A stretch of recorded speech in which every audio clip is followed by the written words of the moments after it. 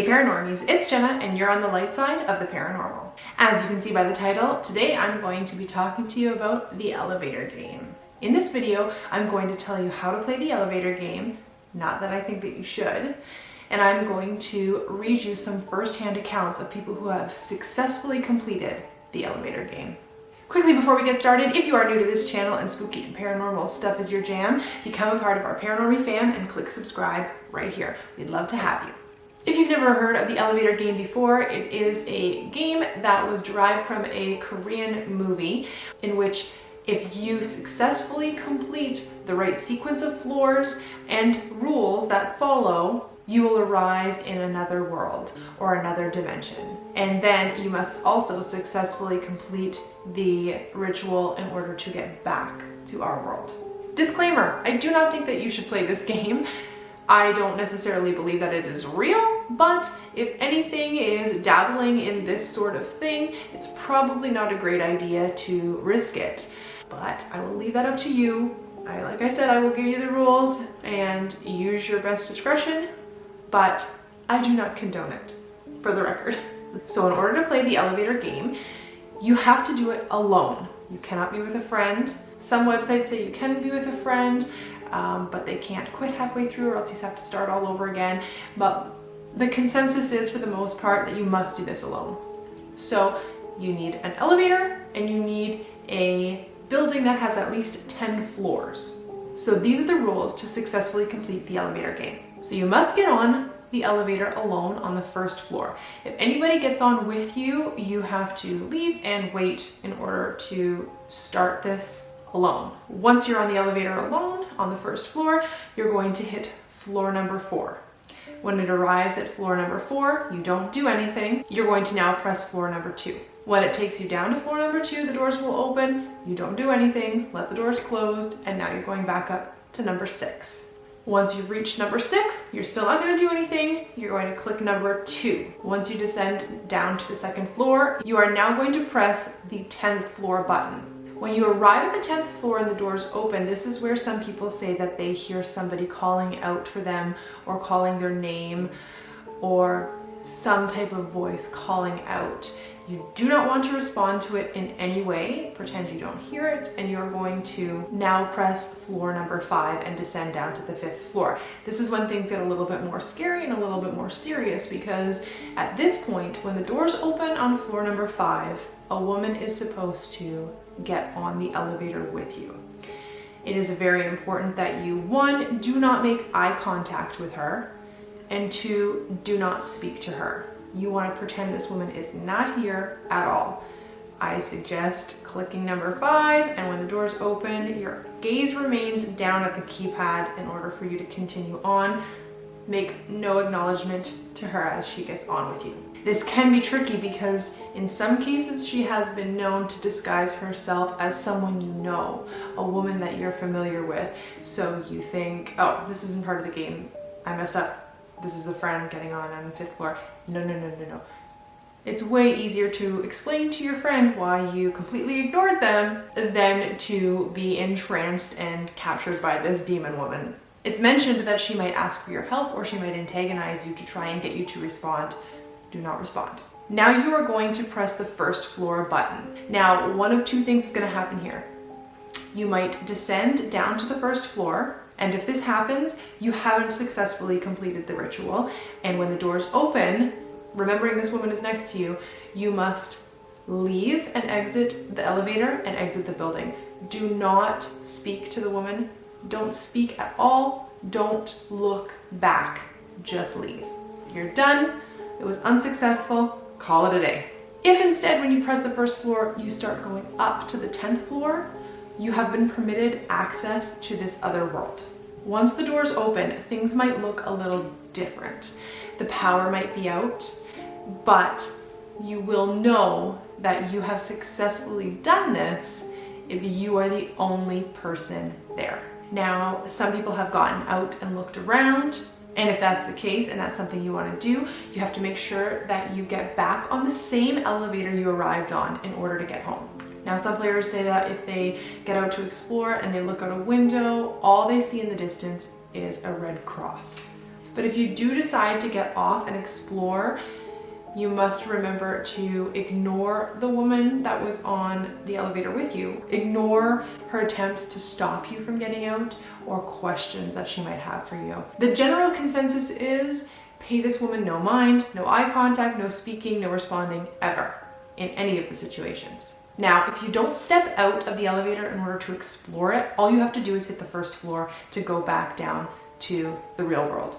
Now, when you click the first floor, it's going to try and do a bunch of crazy things. You need to just keep pressing a bunch of buttons in order to keep it from reopening at the 10th floor, and then eventually press the first floor to bring yourself back down. If you decide to get out and explore, props, because bravery is your middle name, I'm assuming.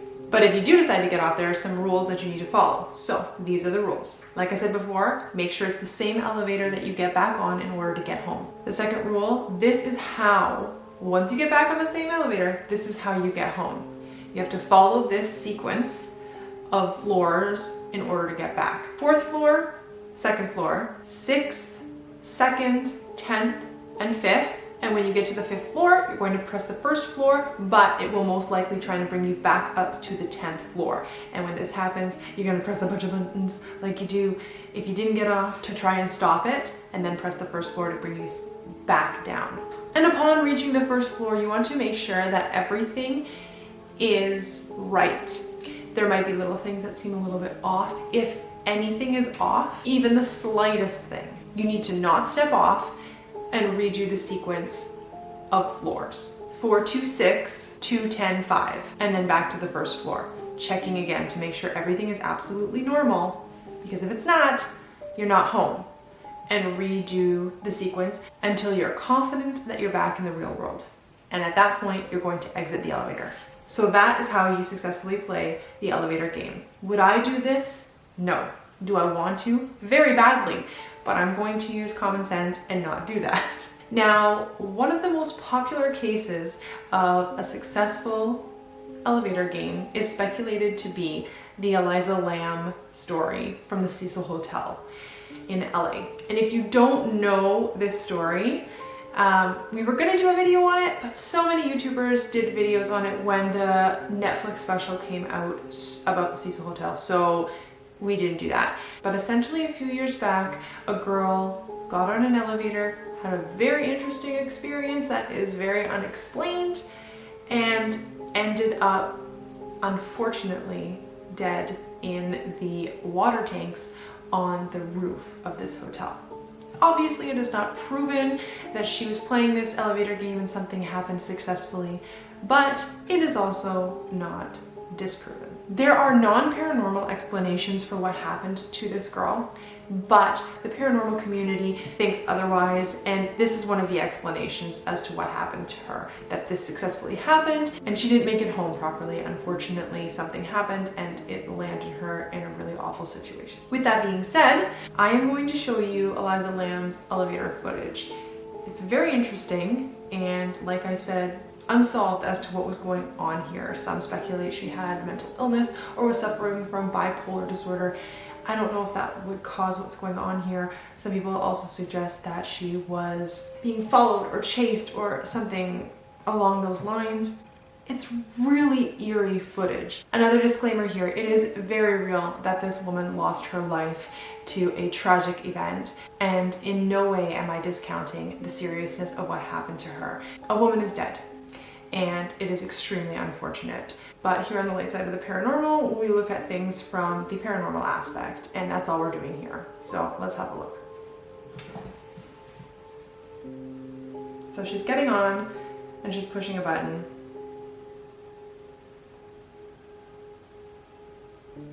It almost looks like she pushes a few buttons.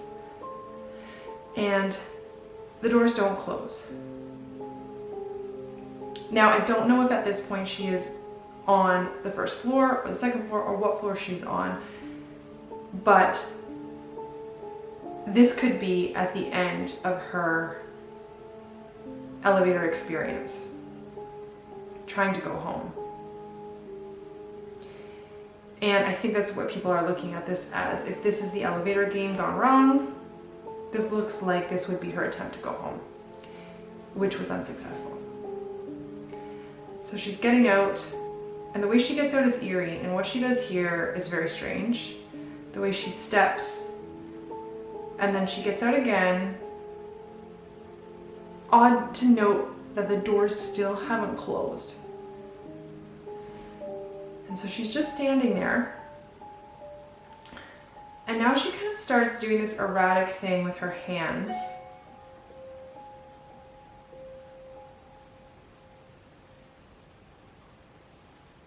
You can tell her elbow is up, her arm is up.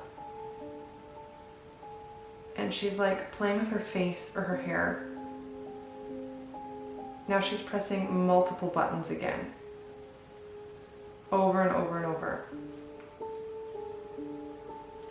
And this reminds me of the rule that says when it wants to bring you back up to the 10th floor, press a bunch of buttons to get the doors to close and to get it to do anything. And it's still not. She looks visibly stressed out and upset. And now she does something very strange with her hands. Is she seeing something that the camera doesn't pick up? Is she speaking to somebody? Remember, if the elevator game is successful, that there will be nobody there with her. And what she was just doing with her hands looked like she was counting. And it reminds me of her possibly counting the sequence of floors that she was supposed to remember. Perhaps she's forgotten. And now we don't see her anymore.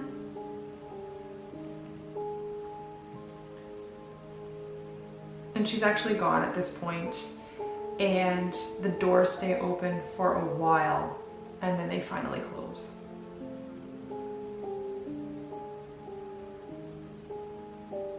But several seconds later, they reopen. Same floor, still nobody there. And they stay open for a little while, and then they close again.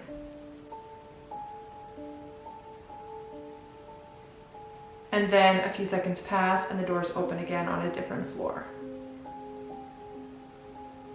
And then a few seconds later, the doors close again, and then that is the end of the footage. So aside from that being a really strange case, on top of all of that, this was at the Cecil Hotel, which is known to be a very haunted location where there have been multiple deaths and multiple deaths affiliated with that hotel, like the Black Dahlia, and also Richard Ramirez stayed there, who was the Night Stalker. And there's a lot going on at this hotel. If you want us to make a video about that hotel, please make sure to comment down below and let us know, because we'd love to do that. But not only is this the isolated elevator experience that she had, but like this was also a really actively negative hotel. So now I'm going to read you some accounts of people who have successfully completed the elevator game. So the first one is a submission on Reddit by user ripped_geek. It says, "Do not play the elevator game. Words of a big time skeptic." This is a really effed up experience that I recently had, which completely vanquished my skepticism regarding the paranormal. So I came to know about this weird urban legend known as the elevator ritual. For those of you who don't know, you can read about it here, and he gives the link. The other world sounded really intriguing, and I decided to go ahead with the ritual one fateful Saturday evening. I lived in a flat on the 11th floor of a building, so despite popular advice, I decided to perform the ritual in my own building, using the elevator I use daily. I walked out of my apartment with a steely resolve, and I reached the elevator. Something in my mind advised me against what I was about to do, but my skepticism got the better of me, and I went down to the first floor to begin the ritual. As I heard the ping of the elevator when I reached the first floor, I went on with the 426-210-51 routine. Not a damn thing happened. Although my heart was in my mouth out of anxiety and anticipation, there was no woman on the 5th floor. And the elevator didn't ascend to the 10th floor as soon as I pressed the button for the first floor. This was a huge ego boost for my skeptic self. I returned to my flat using the same elevator, feeling victorious. However, as the night went on, I just couldn't sleep. I usually have such a hectic day, and I'm sound asleep by 11:30 at max, but something was really off about that night. I twisted and turned on my bed the whole night, and I woke up exhausted and covered in sweat. After my chores, since it was a Sunday, I went out to get some groceries. To my surprise, the damn elevator was out of order. I immediately made the mental connection of the damaged elevator to my performance of the ritual. I got very intrigued. I took the stairs, went out to get the groceries, and had a pretty normal Sunday. By 10 p.m., I was all ready to sleep when I heard a loud and shrill cry outside my door, which was strange as the only other people on my floor were out on vacation. I went out to inspect the noise and I saw wet footprints with a slight maroon tint to them, kind of like mud, but a little redder. Like somebody had a slight cut on their feet after walking in some muddy terrain. I followed the footsteps out of my stupid curiosity, and to my utter shock, they led me to the elevator, which surprisingly was no longer out of order.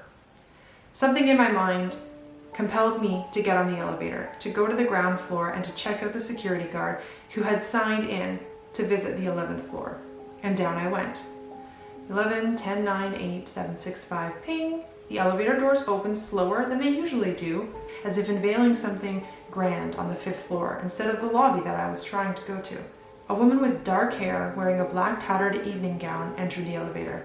Something inside me clicked immediately and I wished I could run out of the elevator. However, something in me froze, disabling me from moving. My gaze fixed at her feet and I understood the source of the footsteps. Worn and torn skin dangled from her feet as if she was rotting from the inside out, and the smell. Nothing can ever be close to it. It was like a bunch of rotting corpses shoved into one person. As I looked up at her, she had a grin on her face, that evil, sinister grin which washed away my skepticism forever. At that point I knew the only way I was getting out of the elevator alive was by completing the damn ritual, and I pressed the button for the 1st floor and the elevator began to ascend upwards. 6, 7, 8, 9, 10, ping. As much as I wished to get to the bottom floor and run out for dear life, I had this primal compulsion to run out as soon as the doors opened. I now understood why people got off the elevator on the 10th floor, despite it being so risky. You just want to get away from that woman. As I ran out, her voice was in my mind. Where are you going, Sammy? Scared, I ran, only to discover my utter solitude in the other world. It was like the hallway was endless. I couldn't get away from the elevator no matter how far I ran. I was stuck in some sort of loop. I briefly caught the sky outside through the corner of my eye and saw the reddish sky which I used to treat as fictional crap upon listening to others' experiences. There was even a fabled burning cross in the sky. As soon as I saw it, I couldn't move away from the gaze, as if in a trance. The cross was laden with limbs and body parts which seemed to have been ripped off bodies. I summoned all my will, looked away, and pressed the button to summon the elevator. To my surprise, and contrary to what I'd read otherwise, the elevator opened up instantly. I got inside and reverse performed the ritual without any interference, surprisingly. Down I went to the 1st and canceled the ascension on time. I rushed out, traumatized, scared, and scarred. I took the stairs to the 11th floor to my apartment and crashed senseless on my bed. As soon as my eyes were shut, I was back in the other world. This time my run was accompanied by her chase, and followed by a sudden wake-up. I went through my day as bravely as I could, fearing the inevitable night and the sleep it contained. I tried to stay awake as late as I possibly could, but I don't know when, I was back there again. This time, she was dead ahead of me, and I had no way of escaping. Her long, torn-out finger touched my abdomen. I was completely frozen. It was like a proper sleep paralysis. Her finger went through my skin and into my body. I felt a jolt of pain around my abdomen, and I woke up with a start. I was burning up. I had a dark red mark on my abdomen. Scared to the marrow, I went to the ER. Internal bleeding it was. That's when I knew I had to seek help. I went through some cleansing rituals on the internet, laying on the bed in the ER. The pain meds were kicking in. My lightheadedness came with a feeling of despair as I knew I wouldn't wake up from another sleep. I dragged my body to the chapel in the hospital and I prayed to God for the first time in my entire 25 years of life, just to keep me alive for one more night. I don't know when I slept, but the next thing I remember, I was waking up to the sound of the janitor cleaning up the chapel. I realized I had gone through the night unscathed. I immediately checked out of the hospital, bought some sage, cleansed my entire house, myself and my surrounding premises. It's been a week without any night terrors. However, I constantly feel a presence watching me as I get out of my house and cross the elevator to take the stairs. I know it for a fact that I'm alive as long as my faith is. So that's a pretty intense account of what happened. It sounds a lot like a really lovely written creepypasta, but then again, if this was a true story, you'd probably have a lot of details and be very good at writing it. So who knows?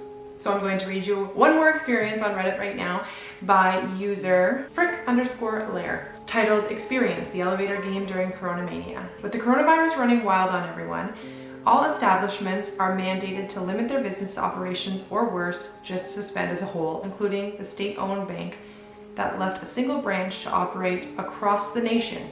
For a guy who was on the deadline to pay his taxes, I had to carry a mass amount of cash and wait in line along with other suckers like me for who knows how long it was. 9 hours, by the way. But look at the bright side. It gave me more than plenty of time to play the elevator game. Not to mention the rest of the building other than the lobby and bank was practically deserted. The building I used was established less than a decade ago, so I doubt it was legacy problems.